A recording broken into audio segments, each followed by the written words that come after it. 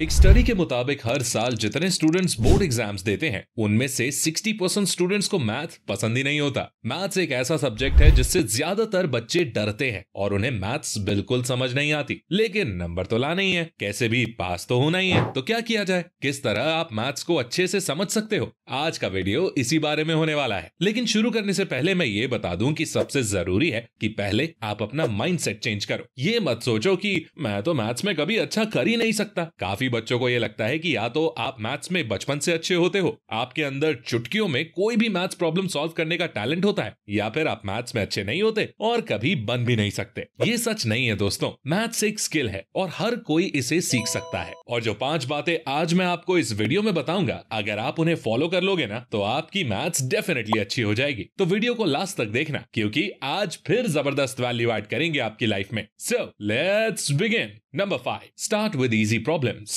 अपनी book how to solve it में mathematician George Polya ने एक बड़ी कमाल की बात कही थी कि if you can't solve a problem then there is an easier problem that you can solve, find it. यानी अगर आप मैथ्स की कोई प्रॉब्लम सॉल्व नहीं कर पा रहे, वो आपको बहुत डिफिकल्ट लग रही है, तो कोई ऐसी प्रॉब्लम भी होगी जो उससे थोड़ी इजी हो, उस प्रॉब्लम को फाइंड करो। सिंपली वो ये कहना चाह रहे हैं कि शुरुआत थोड़ी आसान प्रॉब्लम से करो। अगर आपको मैथ्स अच्छे से समझ नहीं आती है तो आर डी शर्मा लेके मत बैठ जाओ, शुरुआत किसी इजी बुक से करो, जैसे एनसीईआरटी। शुरुआत भले ही छोटी हो लेकिन शुरुआत करो। अगर सोचोगे कि मेरे अंदर सीधा बड़े डिफिकल्ट प्रॉब्लम सॉल्व करने की बुद्धि आ जाएगी तो ये भूल जाओ। जब कोई बच्चा बड़ा हो रहा होता है तो वो पहले घुटनों पर चलना सीखता है, फिर पैरों पर चलता है और फिर एक दिन वो भागना दौड़ना भी शुरू कर देता है। उसी तरह आपको भी पहले थोड़ा कम डिफिकल्ट प्रॉब्लम्स को सॉल्व करना है। इससे आपका कॉन्फिडेंस और अंडरस्टैंडिंग बढ़ेगी, फिर आप और डिफिकल्ट प्रॉब्लम्स की तरफ बढ़ सकते हो। नंबर 4, पहले कॉन्सेप्ट के बेसिक्स को क्लियर करो। जैसे अभी कुछ देर पहले मैंने आपको बच्चे का एग्जाम्पल दिया था ना कि कैसे बच्चा पहले घुटनों पर चलता है, फिर पैर से और फिर वो भागना दौड़ना शुरू करता है। उसी एग्जाम्पल से एक बात और समझने वाली है। मान लो अगर अभी बच्चे को ढंग से पैरों पर चलना नहीं आता और वो एकदम से भागने की कोशिश करेगा तो क्या होगा, वो बच्चा मुंह के बल जमीन पर गिरेगा। और यही बात आपकी मैथ्स पर भी लागू होती है। अगर अभी आपको मैथ्स के बेसिक कॉन्सेप्ट्स क्लियर नहीं है, आपको बेसिक नॉलेज ही नहीं है और आप एकदम से एडवांस लेवल के प्रॉब्लम सॉल्व करने का सोचोगे तो क्या होगा, वही होगा जो उस बच्चे के साथ हुआ। इसीलिए पहले हर कॉन्सेप्ट की बेसिक नॉलेज ले लो मेरे भाई। किसी सब्जेक्ट की बेसिक नॉलेज वो होती है जो आपको क्लास 8 तक मिलती है। जैसे मैथ्स में आपको addition, subtraction, division, multiplication, probability, decimal, geometry, fraction, statistics, linear equation,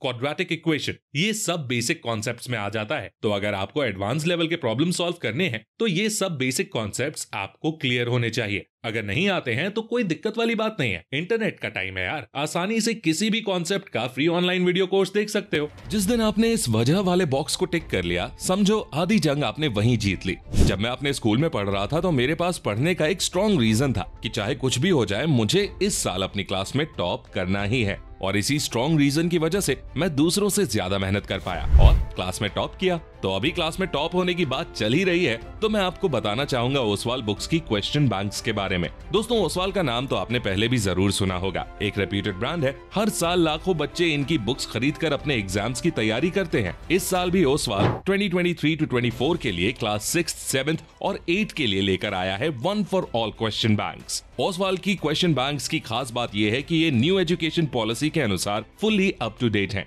यानी इनकी क्वेश्चन बैंक्स में आपको एनसीईआरटी बुक्स का लेटेस्ट अपडेटेड सिलेबस देखने को मिलता है। ओसवाल की क्वेश्चन बैंक्स में आपको सब्जेक्ट एक्सपर्ट्स के द्वारा बनाए गए रिवीजन नोट्स और माइंड मैप्स देखने को मिलते हैं, जिनकी मदद से आप एग्जाम का तगड़ा रिवीजन कर सकते हो और आपको अलग से एक्स्ट्रा नोट्स बनाने की भी कोई जरूरत नहीं है। ओसवाल की इन बुक्स में आपको 1600 से भी ज्यादा प्रैक्टिस क्वेश्चंस और एक्टिविटी क्वेश्चंस देखने को मिलते हैं। तो वेट किस चीज का कर रहे हो? अगर आपको भी इस साल अपने क्लास में टॉप करना है तो अभी ओसवाल की क्वेश्चन बैंक्स खरीदो। सभी क्वेश्चन बैंक्स पर अभी 5% का डिस्काउंट चल रहा है, उसका फायदा उठाओ। लिंक डिस्क्रिप्शन में है, अभी चेक करो। तो बढ़ते हैं अपने अगले पॉइंट की तरफ। Number 3, find a good tutor. Math हो या कोई और सब्जेक्ट, अगर उसमें आप वीक हो तो सब्जेक्ट को स्ट्रॉन्ग बनाने का सबसे एवरग्रीन और ट्राइड एंड टेस्टेड तरीका है ट्यूशन। देखो, जब कोई बच्चा किसी सब्जेक्ट में वीक होता है तो उसके माता पिता अक्सर उसकी ट्यूशन लगवा देते हैं और ट्यूशन से फायदे भी होते हैं। मैंने ऐसे कई बच्चों को देखा है जो पहले मैथ्स में वीक थे, उन्हें ना तो मैथ समझ में आती थी और ना ही उन्हें पढ़ना पसंद था, लेकिन जैसे ही उन्होंने ट्यूशन ज्वाइन की उन्हें थोड़े दिनों बाद मैथ्स पढ़ने में मजा आने लगा और उन्हें मैथ्स समझ भी आने लगी। ज्यादातर बच्चे अपने 10th और 12th में ट्यूशन पढ़ते ही पढ़ते हैं, क्योंकि ये एक प्रूवन तरीका है किसी भी सब्जेक्ट में अच्छे नंबर लाने का। ट्यूशन का एक फायदा ये भी होता है कि आप टीचर से पर्सनली अपने डाउट पूछ पाते हो, जबकि स्कूल में टाइम कम होता है तो टीचर अपने अकॉर्डिंग ही इंपॉर्टेंट प्रॉब्लम्स लगवाते हैं। लेकिन ट्यूशन में ऐसा नहीं होता, आप कितनी बार चाहो उतनी बार अपने डाउट्स पूछ सकते हो। और अगर आप किसी ऐसे ट्यूशन टीचर को ढूंढ लेते हो जिसका मैथ्स पढ़ाने का स्टाइल थोड़ा इंटरेस्टिंग है, तो आपको मैथ्स पढ़ने में भी मजा आ जाएगा, क्योंकि मैथ्स असल में इंटरेस्टिंग होती है। लेकिन स्कूल्स में ज्यादातर टीचर्स उसको ऐसे पढ़ाते हैं कि वो बिल्कुल बोरिंग लगने लग जाती है। तो अगर आप कोई ऐसा टीचर ढूंढ पाओ जो मैथ्स को इंटरेस्टिंग तरीके से पढ़ाता हो, तो ये आपके लिए और भी अच्छा होगा। Number 2, learn all the formulas. Maths का पूरा गेम फॉर्मूलाज का ही है। अगर आप क्वेश्चन को पढ़कर ये समझ सकते हो कि इसमें कौन सा फॉर्मूला लगेगा और वो फॉर्मूला आपको याद है, तो आपका 80 to 90% काम यही हो जाएगा। इसीलिए मैथ्स में फॉर्मूला याद करना सबसे जरूरी चीज है। और अगर आपको अच्छे नंबर लाने हैं तो ये टिप आपके लिए सबसे ज्यादा इंपॉर्टेंट है। देखो, अगर आपको सभी फॉर्मूले अच्छे से आते हैं, तो अगर आपने मान लो ज्यादा पढ़ाई नहीं भी की, तो भी आप एग्जाम में पासिंग मार्क्स तो ले ही आओगे। क्योंकि अगर आपने क्वेश्चन पेपर में हर क्वेश्चन को अटेम्प्ट किया है और सही फॉर्मूले का यूज किया है, तो भले ही आपका सॉल्यूशन रॉन्ग ही क्यों ना हो, तब भी हो सकता है कि एग्जामिनर आपको फॉर्मूले का 1 नंबर दे दे। और देखा जाए तो अगर आप सही फॉर्मूले का इस्तेमाल करोगे ना, तो आपका सॉल्यूशन गलत होने का चांस बहुत ही कम है। इसलिए फॉर्मूले याद करना सबसे ज्यादा जरूरी है। अब जिन लोगों को फॉर्मूले याद नहीं होते, उनके लिए मेरे पास कुछ टिप्स हैं। टिप नंबर 1, सभी फॉर्मूलों की एक अलग से नोटबुक बना के रख लो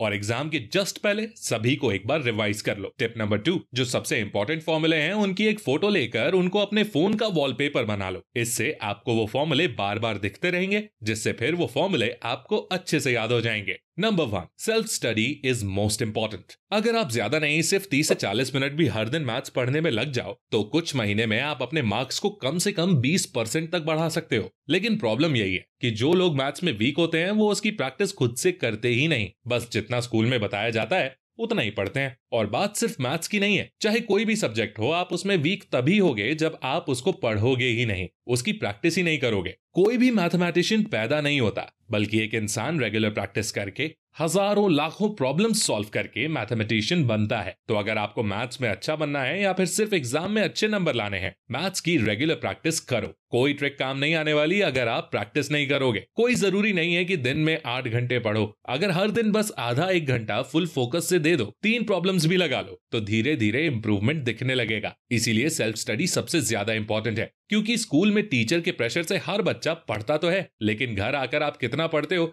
कितनी प्रॉब्लम्स लगाते हो, कितने फॉर्मूले याद करते हो, ये चीज ज्यादा मैटर करती है। इसलिए अगर सच में अपनी मैथ्स अच्छी करना चाहते हो, तो हर दिन मैथ्स के प्रॉब्लम सॉल्व करने की प्रैक्टिस जरूर करो। तो आज के लिए दोस्तों बस इतना ही। मैं अपने सभी पॉइंट्स को समराइज किए देता हूं। Number 5, start with easy problems. शुरू में हो सकता है कि आप एडवांस लेवल की प्रॉब्लम्स को ना सॉल्व कर पाओ, इसलिए थोड़ी इजी प्रॉब्लम से शुरुआत करो, ताकि आपका कॉन्फिडेंस बढ़े और आपको पढ़ने में मजा भी आए। नंबर 4, पहले कॉन्सेप्ट के बेसिक्स क्लियर करो। जिस तरह एक बच्चा पहले घुटनों पर चलना सीखता है, फिर पैरों पर धीरे धीरे चलता है, और एक दिन वो दौड़ना भागना भी शुरू कर देता है। लेकिन अगर किसी बच्चे को ढंग से चलना भी ना आता हो और वो एकदम भागने की कोशिश करे, तो वो मुंह के बल गिरेगा। उसी तरह अगर आपके बेसिक्स अभी क्लियर नहीं है और आप एडवांस लेवल के प्रॉब्लम सॉल्व करने जाओगे, तो वो सॉल्व नहीं होंगे। इसलिए सबसे पहले बेसिक कॉन्सेप्ट्स की deep knowledge low. Number 3, find a good tutor. एक अच्छा टीचर एक खराब स्टूडेंट को भी सही रास्ते पर ला सकता है। इसलिए अगर आपको कोई ऐसा टीचर मिलता है जो मैथ्स की अच्छी नॉलेज रखता हो और बढ़िया तरीके से मैथ्स पढ़ाता हो, तो आप उनसे ट्यूशन ले सकते हो। ट्यूशन लेने का फायदा ये होता है कि आप पर्सनली टीचर से अपना हर डाउट पूछ सकते हो। तो ट्यूशन लगवा लो, उससे बहुत हेल्प मिलेगी। Number 2, learn all the formulas. Maths का पूरा कॉन्सेप्ट ही फॉर्मूलाज के ऊपर बेस्ड है। अगर आपको फॉर्मूले अच्छे से याद होंगे, तो आपको क्वेश्चन पढ़ते ही समझ में आ जाएगा कि यहाँ कौन सा फॉर्मूला लगेगा, और सही फॉर्मूला लगाओगे तो आपका आंसर गलत भी नहीं होगा। लेकिन उसके लिए पहले फॉर्मूला याद करना जरूरी है। इसलिए फॉर्मूले की अपनी एक अलग नोटबुक बना लो, जिसे हमेशा साथ रखो, और जब टाइम मिले तो फॉर्मूले याद कर लो। Number 1, self study is most important. School और ट्यूशन में पढ़ने के बाद भी सेल्फ स्टडी को आप निगलेक्ट नहीं कर सकते। खुद से भी प्रैक्टिस करना बहुत जरूरी है, ताकि आपको पता चले कि आप कितने पानी में हो। इसीलिए डेली ज्यादा नहीं, तो बस 1 घंटा ही सही, लेकिन मैथ्स की प्रैक्टिस जरूर करो। अगर हर दिन प्रैक्टिस करोगे तो कुछ महीनों में ही आपको इंप्रूवमेंट दिखने लग जाएगी। तो दोस्तों, उम्मीद करता हूँ आप सभी को ये वीडियो पसंद आई होगी। पसंद आई है तो अपने उन दोस्तों के साथ शेयर करो जिनकी मैथ्स वीक है, ताकि वो भी अपनी मैथ्स अच्छी कर पाए। अगला वीडियो किस टॉपिक पर चाहिए ये हमें कमेंट करके जरूर बताइए, और ऐसी ही गजब की वीडियोस देखने के लिए हमारे चैनल को सब्सक्राइब करके बेल आइकन दबाना बिल्कुल मत भूलना। मैं मिलता हूं आपसे अगली वीडियो में, तब तक के लिए take care, love you all and all the best.